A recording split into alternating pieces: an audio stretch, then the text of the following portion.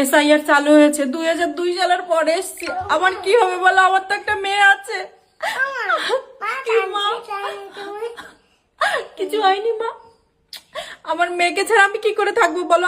আমার আমার আমার মেয়ের থেকে আমাকে আলাদা করে দেবে, নাকি আমার মেয়েকে আমার থেকে আলাদা করে দেবে, নাকি আমাকে আর আমার মেয়েকে আমার স্বামীর থেকে আলাদা করে দেবে? আচ্ছা, আমি যদি বাংলাদেশে চলে যাই, তাহলে আমার মেয়েকে কে দেখবে? আমার মেয়ে কাকে মা বলে ডাকবে বলো?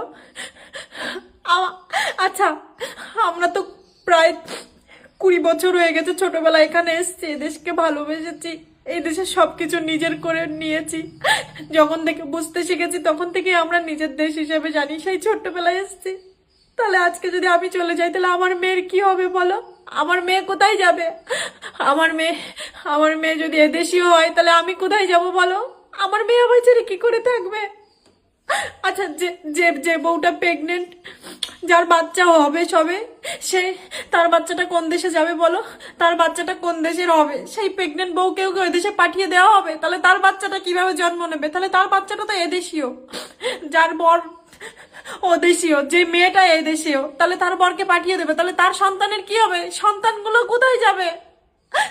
আমি আজ কদিন ধরে খাওয়া দাওয়া সব বন্ধ হয়ে গেছে, আমার খুব কষ্ট হচ্ছে। আমি জানি না, তবে আমি একটা কথা বলে দিচ্ছি, আমি আমি আমার মেয়েকে ছেড়ে আমি কোথাও যাব না। কেউ আমার মেয়েকে আমার থেকে আলাদা করতে পারবে না।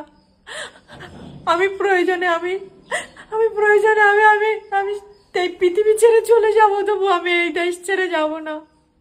আমার মেয়ে কোথায় যাবে বলো? আমার মেয়ে আমার ছেড়ে থাকবে কি করে? আমি মেয়ে ছাড়া থাকবো কি করে? হে ভগবান, তুমি কোন দিন নিয়ে আসলে সামনে?